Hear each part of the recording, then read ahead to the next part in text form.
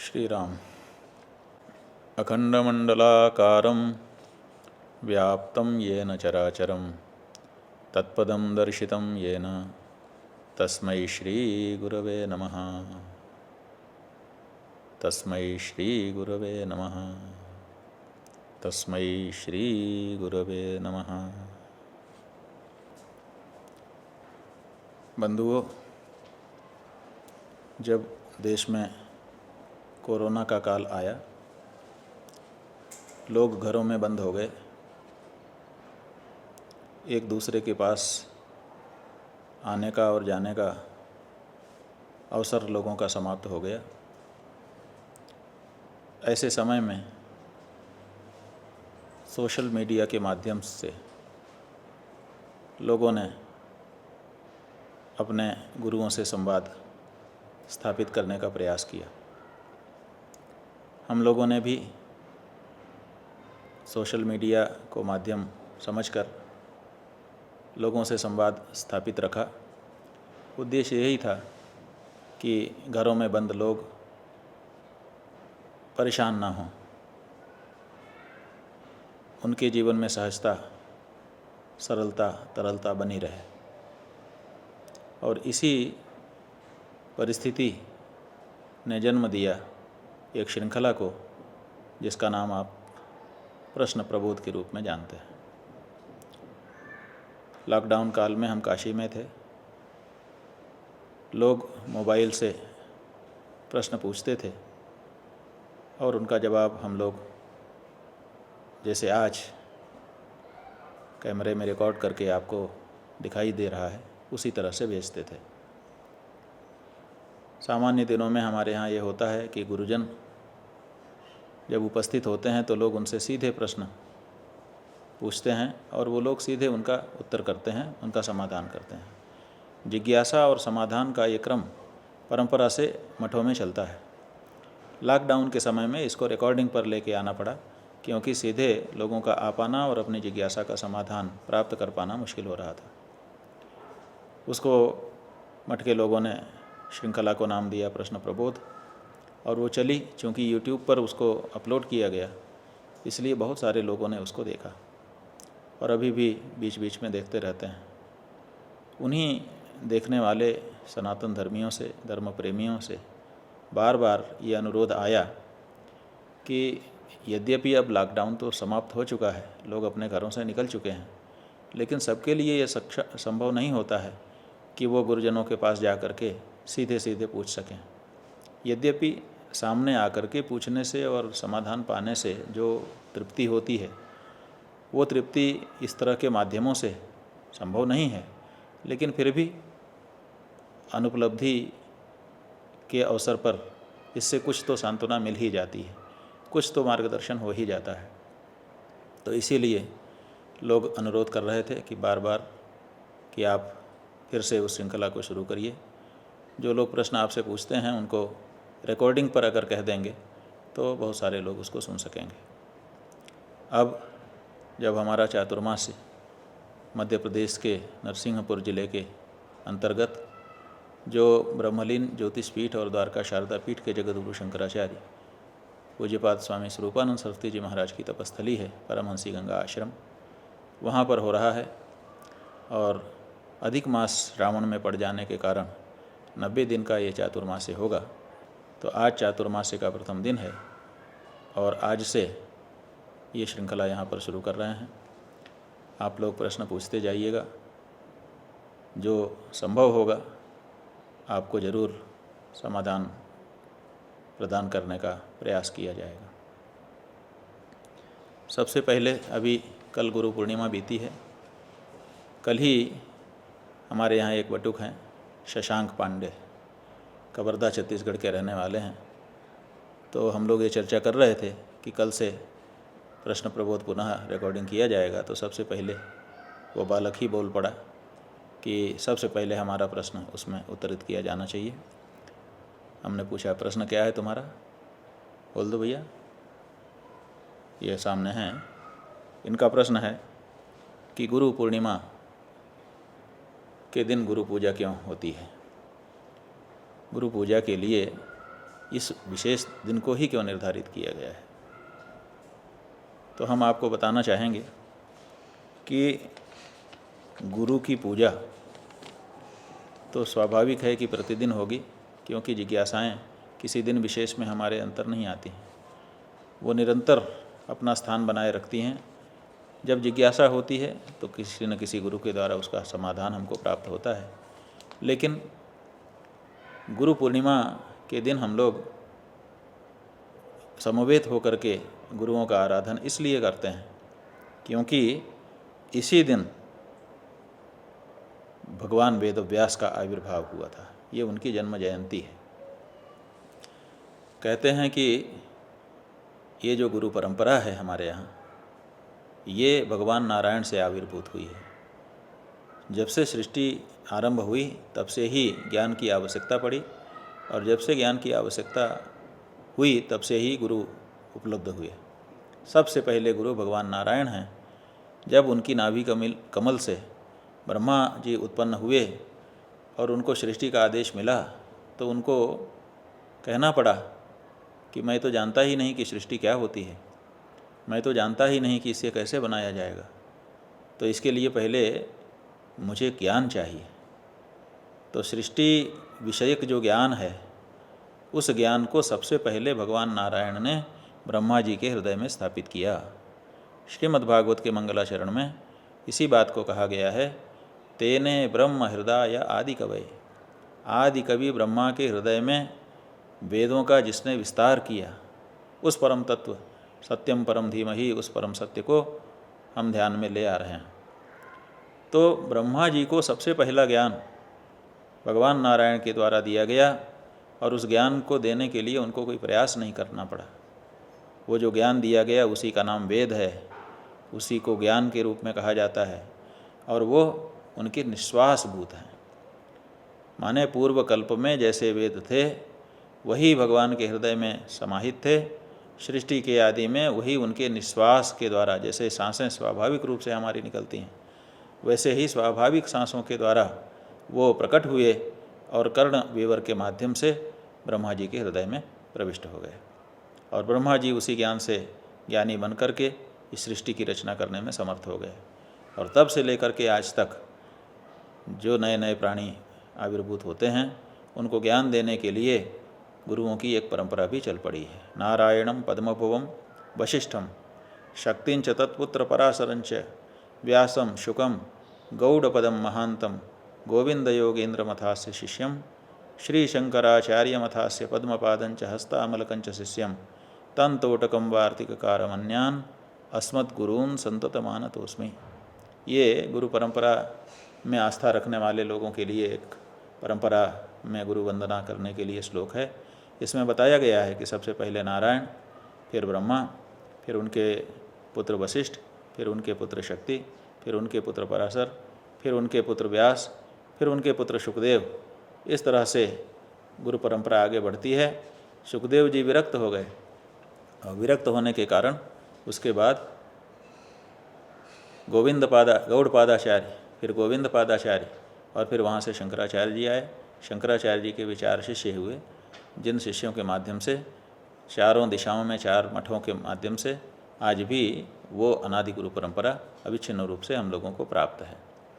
इसी तरह से अन्य जो वैदिक मतानुयायी हैं उनकी भी परंपराएं हैं। निम्बार्काचार्य की अलग परंपरा है, वल्लभाचार्य जी की अलग है, माध्वाचार्य जी की है। ये दर्शन के आधार पर थोड़े भेद हैं। वास्तव में वेद को सब लोग धर्म का मूल मानते हैं। वेद में जिस धर्म का उपदेश दिया गया है उन्हीं धर्मों का पालन ये लोग भी करते हैं, इसलिए ये सब भी वैदिक ही हैं। तो इस तरह से हमारी गुरु परंपरा आज भी सुरक्षित है और हमारे गुरु तक चली आती है।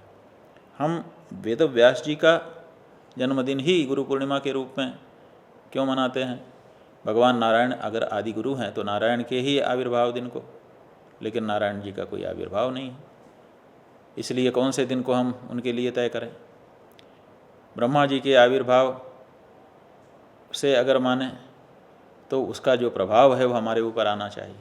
तो ये माना जाता है कि व्यास जी इस परंपरा में सबसे कारुणिक गुरु हुए हैं। और उनकी विशेषता क्या थी कि उन्होंने जो ज्ञान दुरूह होता चला जा रहा था जन सामान्य के लिए, तो कृपालु होने के कारण उन्होंने उस ज्ञान को बहुत सरल बनाया। यहाँ तक कि वेदों के 4 विभाग किए, मंत्र माने संहिता, ब्राह्मण, आरण्यक और उपनिषद। इस तरह से 4 भाग में करके उन्होंने लोगों को उपलब्ध कराया ताकि वो ग्रहण कर सकें। जो मंत्र भाग है, संहिता भाग, उस संहिता भाग के भी 4 विभाग उन्होंने कर दिए, ये देख करके कि अब समस्त संहिता भाग को भी सामान्य जनमानस धारण नहीं कर पा रहा है, इनकी धारणा शक्ति कमज़ोर हो रही है। तो उन्होंने उसके भी ऋग, यजुः, साम और अथर्व ऐसे 4 विभाग कर दिए। और 4 विभाग में एक एक शाखा भी अगर किसी ने अध्ययन कर लिया तो उसको वेदाध्यायी माना जाने लगा। ये जो कृपा है, ये जो करुणा है कि अगर आप समूचा नहीं पढ़ पा रहे हो तो थोड़े अंश को भी पढ़ा करके आपको कृतकृत्य कर देने की भावना है, ये वेदव्यास जी में देखी गई। यही नहीं, जिन लोगों के लिए त्रयी न श्रुति गोचरा, वेद बहुत कठिन थे, जिनके लिए सुगम नहीं हो सकते थे, उनके लिए भी उन्होंने पुराण और महाभारत की रचना की।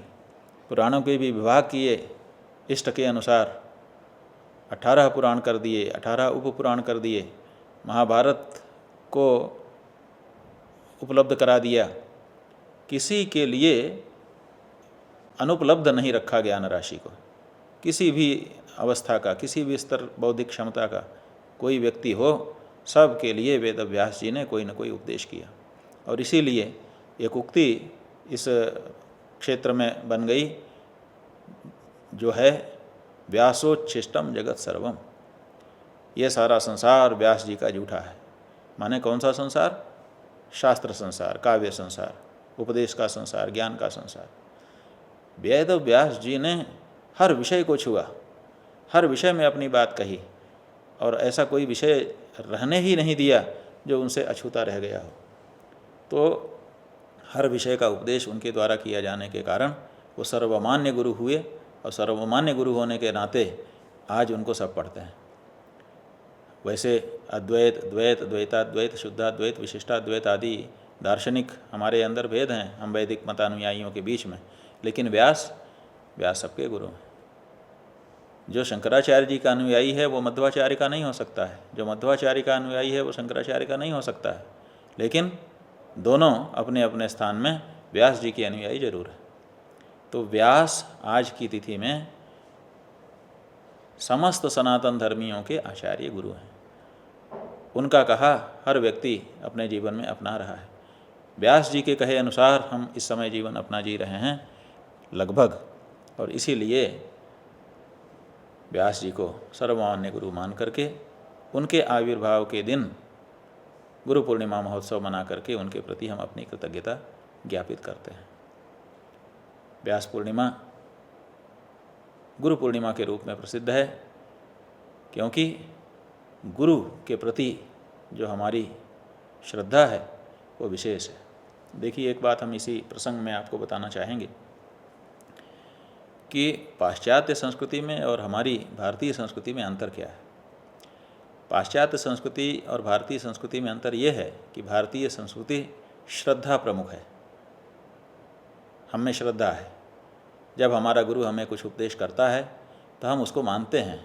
हम ये जानते हैं कि हमारा गुरु ऐसा कुछ भी हमको नहीं बता सकता जिसमें हमारा अहित हो। वो निश्चित रूप से परीक्षा करके वही बात हमारे लिए कहेगा जिस बात से हमारा हित होता हो। इसीलिए शास्त्र का मतलब ही है शिष्यते हितम उपदिश्यते अनेन इति शास्त्रम। जिससे हित का उपदेश किया जाए वही शास्त्र है। शास्त्र कोई ऐसी वस्तु नहीं है कि ऐसी आज्ञाएं जिस हमको दबाने के लिए लगा दी गई, हमको नियंत्रित करने के लिए लगा दी गई। शास्त्र वो है जो हमारे हित का कथन करता है। तो शास्त्रों को कहने वाले जो गुरुजन हैं वो हमारा हित चिंतन करते हैं, इसलिए उनकी बात में हम श्रद्धा करते हैं। ये हमारी भारतीय संस्कृति है। और पाश्चात्य संस्कृति में इस तरह का व्यवहार नहीं है। वहाँ पर आरंभ से ही राजनीति का बोलबाला रहा है, और राजनीति में तर्क, अविश्वास, इनको महत्व है। इसीलिए वहाँ की संस्कृति में तर्क की बहुलता है। और जब से भारत में पाश्चात्य संस्कृति के लोग आए, यहाँ पर पाश्चात्य संस्कृति के अनुसार पढ़ाई लिखाई शुरू हुई, हमारे परंपरा के गुरुकुल तोड़ दिए गए, तब से यहाँ पर भी कुछ राजनीतिक वातावरण हो गया। आज देखिए, आज परिस्थिति ये है कि हर दिशा में राजनीति ही प्रमुख दिखाई देती है। कोई भी बात करो राजनीति से उसको जोड़ दिया जाता है। तो चूँकि राजनीति इस समय हम लोगों के ऊपर हावी हो रही है, इसीलिए हमारे विचारों में भी अविश्वास ने कहीं न कहीं स्थान बना लिया है। और इसीलिए जब कोई उपदेश हमारे सामने आता है तो हम उसमें कुछ अविश्वास सा करते हैं, जानने समझने की कोशिश करते हैं। तो उसी का नाम है तर्क करना। तो तर्क के स्तर पर तो नहीं, लेकिन जिज्ञासा के स्तर पर हम लोग उसको स्वीकार करते हैं। और इसीलिए हमारा मीमांसा शास्त्र जो उचित विचार को आगे बढ़ाने वाला शास्त्र है, वो कहता है अथा तो धर्म जिज्ञासा। अब हम धर्म के विषय में जो जिज्ञासाएं हैं उनका शमन करने का प्रयास करते हैं। यहीं से मीमांसा शास्त्र का आरंभ होता है, सूत्रों का आरंभ होता है। तो हमारे यहाँ श्रद्धावान लभते ज्ञानम, जो श्रद्धावान होगा वो ज्ञान को प्राप्त करेगा। और श्रद्धा हमारे यहाँ बताई गई है गुरु शास्त्रेषु गुरु वेदांत वाक्येषु विश्वास श्रद्धा। गुरु में और शास्त्र में, वेदांतादि जो शास्त्र हैं उन शास्त्रों में और गुरु के वाक्यों में जिसका विश्वास है उसी का नाम है श्रद्धा। तो हम श्रद्धावान होकर के ज्ञानी होते रहे हैं। अब तर्क और जिज्ञासा ने भी हमारे जीवन में स्थान ले लिया है। इसीलिए बहुत से लोग प्रश्न पूछना चाहते हैं। तो प्रश्न पूछते हैं कि भाई, जैसा इस शशांक नाम के बालक ने पूछा कि गुरु पूर्णिमा को ही हम गुरु जी का पूजन क्यों कर रहे हैं, किसी और दिन कर सकते थे। एक बात तो यह है कि किसी और दिन करते तो ये प्रश्न वहाँ भी आ जाता कि इसी दिन क्यों कर रहे हैं हम। अगर ज्येष्ठ पूर्णिमा को करते तो प्रश्न उठ जाता कि ज्येष्ठ पूर्णिमा को ही क्यों, आषाढ़ पूर्णिमा को क्यों नहीं। तो ये तो एक ऐसा तर्क है जिसका कोई अंत नहीं है। लेकिन हमारे यहाँ गुरुओं के प्रति अपना आदर भाव, अपनी कृतज्ञता व्यक्त करने के लिए हमने गुरु पूर्णिमा को व्यास जी के जन्मदिन को चुना है। और उसी दिन व्यास पूजा, गुरुमंडल पूजा करके यति लोग संन्यास का संकल्प लेते हैं। उसी दिन से जो व्यापारी हैं, जो राजा हैं, वो भी चातुर्मास्य व्रत में निरत हो जाते हैं, यात्राएं अपनी स्थगित कर देते हैं। वर्षा काल में हिंसा को बचाने के लिए ये परंपरा हमारे यहाँ सदा से बनी रही है।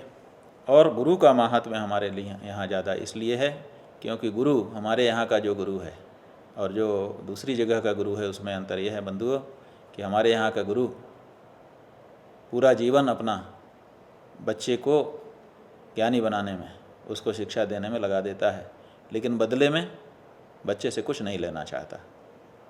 और बाकी जगह अपनी विद्या को बेच करके, फीस ले करके पढ़ाया जाता है। तो हमारे यहाँ विद्या के बेचने की परंपरा नहीं है। जो लोग विद्या को बेचते नहीं हैं बल्कि विद्या का दान करते हैं, उनको गुरु कहा जाता है। और इसीलिए उनको भी अगर कुछ देना हो तो उसका भी नाम हमको दक्षिणा कहना पड़ता है। दक्षिणा ज्ञान संदेशः। हमारे यहाँ दक्षिणा का मतलब पैसा देना नहीं है, दक्षिणा का मतलब है ज्ञान का संदेश देना। तो हमारे यहाँ गुरु भी दक्षिणा देता है और शिष्य भी पलट करके उसको अपना ज्ञान जो पढ़ा है उसी ज्ञान को सुना करके उसको गुरु दक्षिणा देता है। तो गुरु दक्षिणा देने का मतलब ये नहीं है कि आप कुछ रुपया पैसा संपत्ति गुरु को भेंट कर दें। सबसे बड़ी गुरु दक्षिणा ये है कि जब आप पढ़ाई पूरी करें तो क्या क्या पढ़ाया है गुरु जी ने, अगर वो पूछें कि बोल, तो फिर आप जैसा गुरु ने पढ़ाया उससे भी अच्छे ढंग से उनके सामने उन्हीं के द्वारा पढ़ाई गई विद्या अगर कह दें तो गुरु को इससे बढ़ करके दूसरी कोई खुशी नहीं होती। आप उसको बदले में रुपया दे दें तो उतना प्रसन्न नहीं होगा। अगर उसकी पढ़ाई गई विद्या को आप उसको सुना दें खड़े होकर के तो गुरु को बड़ी प्रसन्नता होती है।